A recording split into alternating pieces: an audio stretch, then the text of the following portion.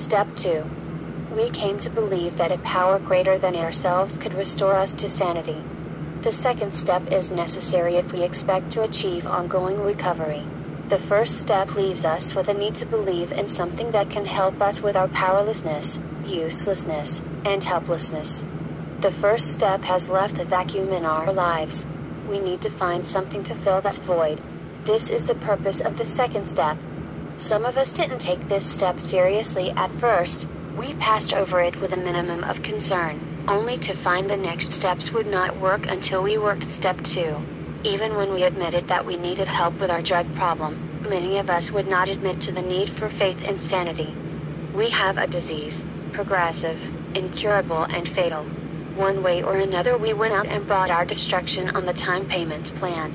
All of us, from the junkie snatching purses to the sweet little old lady hitting 2 or 3 doctors for legal prescriptions, have one thing in common: we seek our destruction a bag at a time, a few pills at a time, or a bottle at a time until we die. This is at least part of the insanity of addiction. The price may seem higher for the addict who prostitutes for a fix than it is for the addict who merely lies to a doctor. Ultimately both pay for their disease with their lives. Insanity is repeating the same mistakes and expecting different results. Many of us realize when we get to the program that we have gone back time and again to expecting, even though we knew that we were destroying our lives. Insanity is using drugs day after day knowing that only physical and mental destruction comes when we use.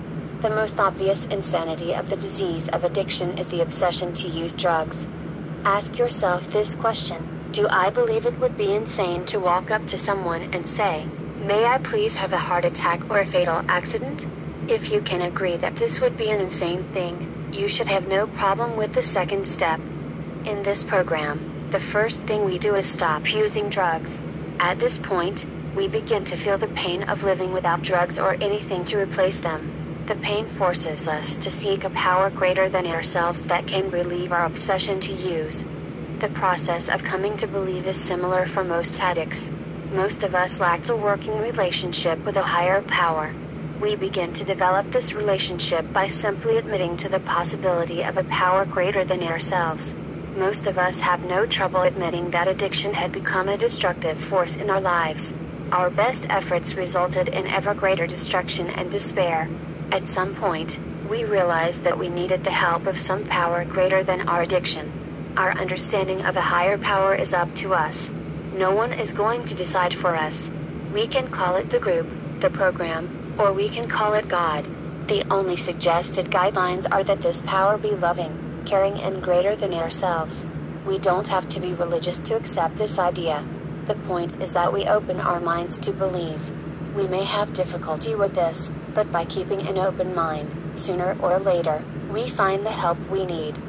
We talked and listened to others.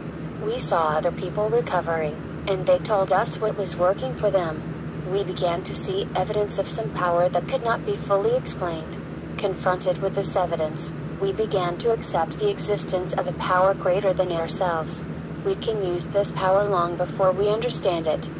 As we see coincidences and miracles happening in our lives, acceptance becomes trust. We grow to feel comfortable with our higher power as a source of strength. As we learn to trust this power, we begin to overcome our fear of life. The process of coming to believe restores us to sanity. The strength to move into action comes from this belief.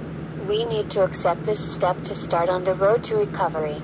When our belief has grown, we are ready for step 3.